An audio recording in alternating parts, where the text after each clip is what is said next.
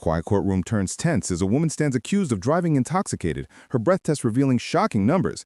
The judge's tone sharpens, imposing strict conditions and an ankle monitor, a warning wrapped in authority. But when a second case surfaces, the room's energy shifts and the real confrontation begins. Ma'am, you're charged with driving while intoxicated. It's elevated to a Class A misdemeanor because of the high blow. You are facing up to a year in jail and or a $4,000 fine. We're going to do probable cause. You have the right to remain silent. Anything you say can or will be used against you.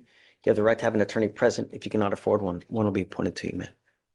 On January 18th, 2025, the officer observed the vehicle failing to drive in a single lane on West Grand Parkway in Harris County, Texas. The defendant was swerving in and out of two lanes and came close to crashing into another vehicle in the next lane. A traffic stop was conducted, and the officer made contact with the defendant, the driver of the vehicle. The officer observed disorientation, a moderate odor of an alcoholic beverage, and slurred speech. The defendant could not provide ID or insurance, and the officer observed an open container of alcohol on the floorboard next to her feet. The defendant stated she had not consumed alcohol, and the officer observed slow movements and unsteadiness on her feet. Standard filter Bradicus were conducted, HGN 6 out of 6, walk and turn 8 out of 8, 1 minute stand 2 out of 4. The defendant was read the DIC and consented to breath. The results were 0.290 and 0.294. So are you telling me that she had alcohol in the car while she's driving? There was an open container on the floorboards. Did you put any other indicators like it's cold? Or No, Your Honor. Ms. Keys, I'm going to find that there's probable cause to go forward with the case. I'm ordering you as a condition of your bond not to consume alcohol, illegal drugs, or unprescribed controlled medication. Do you understand, ma'am? I'm going to randomly test you. If I find that you're using, I will revoke your bond, put you in jail, ma'am. No more PR bonds. Have you run your license, Alex? I'll run it right now, Your Honor. Please. And any prior bias? There are no priors, but there is a pending one out of Austin County, it appears. She has a pending DWI in Austin County? Yes, Judge. I'm ordering you as a condition of your bond not to drive any vehicle whatsoever for any reason. You will be signing an affidavit with me today promising me that you're not going to drive. If I find that you do, I can have a contempt hearing every single time you drive. It's an offense in and of itself, punishable by up to 6 months in jail and a $500 fine every single time. I am now going to put an ankle monitor on you so I know that you're not consuming, and I'm also giving you a curfew of 7 p.m. to 7 a.m. On your other ankle, you're going to get a GPS monitor. Stop. I don't want you to talk about the case. I can provide you a lawyer today, but if they're telling me that you have an open DWI and now you picked up another one, I have a big problem with that.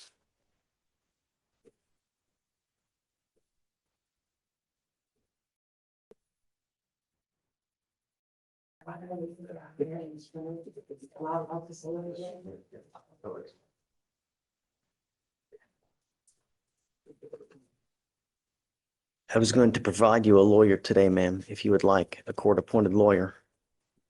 Did you want a court-appointed lawyer? I will provide you a lawyer today. Ms. Keys, if you have a problem with alcohol, I'm giving you the opportunity now to address it on your own. If you do not, I'm going to do it for you, and I promise you're not going to like the way that I do it. Do you understand, ma'am? Yes. I'm going to do everything in my power to protect my public at all costs. Every single day, someone dies from a DWI in our county.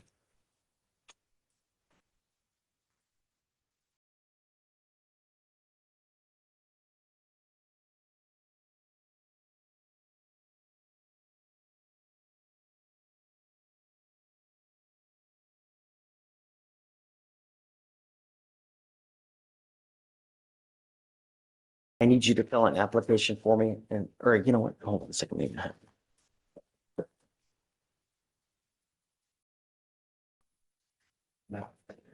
Vic, I have an application on file already. So if you just want to appoint her a lawyer, I'm going to have you sign a receipt with Victoria. You will meet with Felicia for your bond conditions, and after that, we'll have you take a seat while I find your lawyer. I'm going to have you sign a reset. After that, you'll get with Felicia for your bond conditions. After that, I'll have you take a seat while I find your lawyer. Please. No driving affidavit? Oh, yeah, no driving affidavit, right. I spoke with her again. She said that she needed to reach out to her dad and brother to see a time that would work for him to come. Where is the car? The Where? car is at the property at Is it in the, like, you know, apartment complexes have outlying lots. They have lots that are inside of a gate. You need a code to get in to get the car. She didn't say where the car is? I know the address of where the car is. I don't know exactly what type of property it is. Can we do an in run around this, Judge? If you'll allow exemption for me to do all the, middlemanning, my clients don't pick up the vehicle, I'll get it, I'll talk to them and Okay. get it somewhere. And you're an officer of the court. I trust you. You know, find out where the car is exactly so he knows exactly where to go get it. Hopefully it's not in a complicated place where he's gonna have to talk to them because I don't want him to talk to Of them. course, I won't be communicating with them about anything from him, for him to get the. So let them know that he's not to talk to them. If he goes and tries to talk to them, I'm putting him in jail, right? Yes, Judge. Just to get the car, that's it, and I get the middleman, right? Yeah, of course you can. I mean, you're the go-between. Yes, Judge. Okay. Okay, Thank you, Your Honor. for sure. Will we need to redraft that? Let me see what it says. Hold on. But technically, if I'm doing it, I guess it's still no contact. So what I'm gonna do is I'm going to edit this to say this. It says, do we know what day he wants to go back? I don't know if that's, I'll have to sort all that. That's why I'm saying there's gonna be some contact about, is there a gate code? Where is it? When? So I need to, Because he's got 3 days from the date of that letter, right? When was that letter? I think it says until the 20th.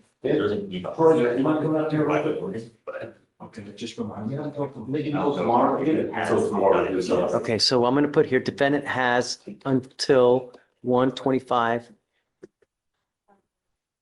to go get his car from the above listed address. Defendant is not to have any contact with the complaining witnesses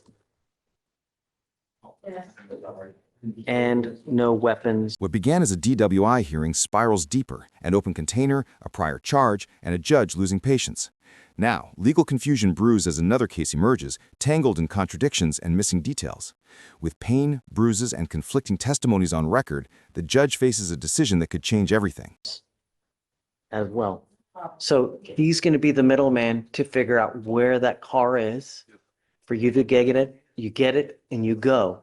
Don't dilly-dally. Don't try to talk to them. If someone comes, just get it and go. Make sure you have everything with you. They're probably going to maybe want insurance. Don't bring an insurance card. You know, it's like when you go pick up your card at your car at like an impound lot.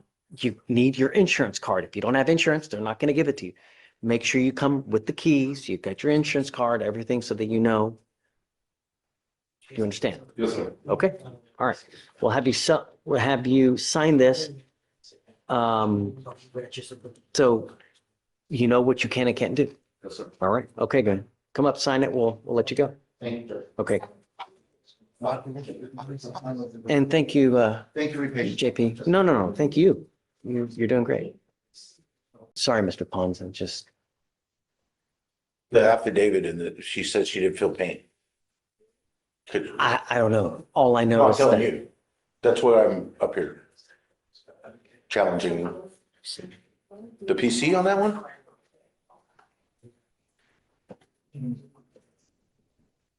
There's an affidavit, a complaint that's provided. There's an affidavit, because in the Hey, DIMS, this is on Corral? This is a new case, right? It's a complaint, so it happened in October 2024. How did it get an affidavit here so quick? Because it's a complaint. The officer's affidavit on the complaint. He states that she stated she didn't feel any pain because she was fighting him. I As thought- well. But you said that you did feel, you did feel pain. the complete DIM.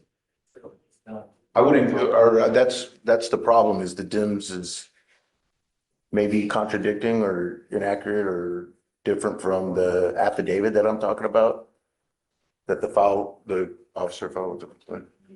So the complete DIMS reads, the complainant stated she did not feel pain at the time of the incident since she was fighting the defendant off of her, and that the officer observed the complainant shaking and crying, and the officer said, due to his training experience, I know being grabbed and bruises being left on her body causes pain.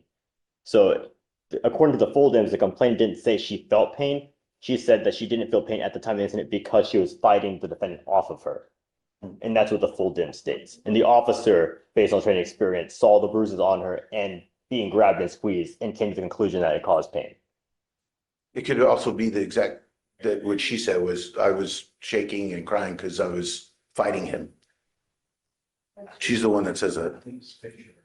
I mean, I get it, like at the time, you're in the stress of the excitement, so you're not feeling it, but then after, That's not what she said though, or that's not what Stress. they're going on. Your Honor, the key thing the officer observed were the bruises on the complainant's arm. He observed the bruising and then came to the conclusion based on that. And what she told him, she did say that the defendant squeezed her arm.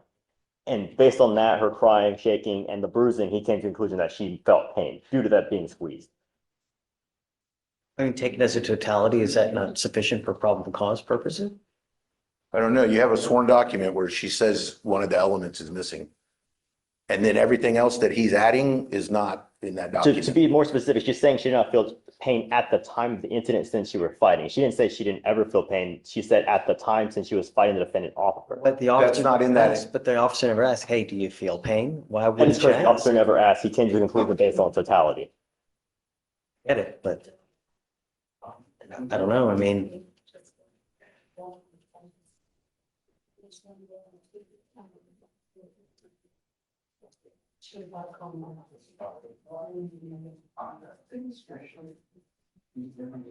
I need to look up case law. I'm not sure. I don't know if that's enough.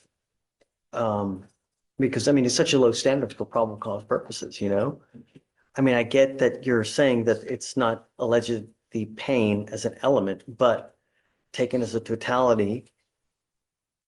I guess you're saying No. taking it as a totality. I'm saying that's a lot of speculation about stuff that's not in the DIMS or in the affidavit. Like you're making all these connections state. I'm making the officer made the connection. He said in the DIMS, due to my training experience, I know being grabbed and bruises being left on your body causes pain. So Right. he made that You connection. don't operate on hunches. Right. And she's also stated that I was fighting him. So that could be because of her I mean, fighting. here's the deal, like if I find no PC, right, they may just re-indict it though. That's fine. You know? That's their. Kelsey, Yes, sir. did you see what's going on? So in this case here, the officer never asks her, do you feel pain? He assumes she does just because of bruising on her arm. And because I guess they're in the stress of the excitement. So at the time she doesn't feel pain, but after a while, he assumes that she feels pain because of bruising on her arm. And on body worn camera, he never says, we don't know. But I mean, this is a probable cause hearing. We haven't seen it. So he wants me to find no PC. If I do though, right. Well, if there are visible injuries, we can go from there. But he's saying that, you know, I mean, if it were like blood, like some kind of tearing of the skin, that's one thing. But bruising, is it possible to get a bruise without feeling pain? Yeah, I do You it know? all the time. If you fall downstairs and you're embarrassed more than in pain, you might be crying or shaking because you're embarrassed or excited, but it's not because of you injuring yourself down the stairs. But Your Honor, that also ignores that she did say the squeeze itself. He mentioning a fall, but in this case, we do have a specific statement about a squeeze. She doesn't say that she's in pain because of the squeeze. So I if we mean- play it out in front of a jury, you would always have that statement saying at the time she didn't feel pain. Whatever you said contradicting that, that's fine, but it would not take away that statement that eliminates an element. That's what I'm saying. So maybe a grand jury might find it different, but based on that DIMS, they have someone saying, I didn't feel pain. I think that's kind of like, And Your Honor, I will say at the time, we don't have the full OR, so if you want to find no PC, we can revisit it. If we want to re-indict it, we can. Okay, all right, I'll find no PC. The courtroom hums with quiet tension as the judge reads the charges, driving while intoxicated, a Class A misdemeanor. The defendant, a woman named Ms. Keese, stands silent as her fate is recited, up to a year in jail and thousands in fines. The officer's account paints a troubling picture, swerving through lanes, nearly colliding with another car, slurred speech, and an open container glinting beside her feet. Her breath test results in alarming 0.294 leave no doubt. The judge's patience wanes as he questions the details. The tone shifts from formality to reprimand. I'm going to randomly test you, he warns. If I find that you're using, I will revoke your bond and put you in jail. His voice cuts through the silence like a gavel against steel. When it's revealed she has a pending DWI in another county, his expression hardens. No more leniency, no more second chances. He forbids her from driving, assigns an ankle monitor, and imposes a 7 p.m. curfew, the way to accountability tightening like a chain. But beneath the stern discipline, there's an undercurrent of concern. The judge looks directly at her. If you have a problem with alcohol, I'm giving you the opportunity to address it on your own. If you don't, I promise you won't like the way I do it. It's both a warning and a lifeline, a plea to change before the system does it for her. But the morning isn't over. As paperwork passes and lawyers shuffle, another case rises, a tangle of affidavits and contradictions involving an alleged assault. Now the focus turns from intoxication to injury, pain, and perception. The debate is razor thin. Did the complainant feel pain, or did she say she didn't? One document claims she felt none at the time, another implies the opposite. The officer's affidavit leans on assumption. Bruises and tears are silent evidence of pain, but the defense challenges it all. You don't operate on hunches. Where's the proof she felt pain? The judge listens, torn between law and instinct. The courtroom becomes a stage of logic and emotion, a debate not about guilt, but about truth itself. Can visible bruises replace spoken words? Can a victim's sound to raise the element of pain the law demands? Minutes stretch like hours. The judge hesitates and finally rules, I'll find probable cause. It's a reluctant conclusion, not victory, not defeat, but a step forward in a maze of uncertainty. As the session closes, the air feels heavier. A woman faces her demons, a judge wrestles with justice, and the system grinds onward, imperfect but relentless. In that courtroom, truth isn't clear, redemption isn't guaranteed, and mercy has limits. Yet somewhere between authority and compassion, a quiet question lingers. How many chances does someone get before the law decides they've had enough?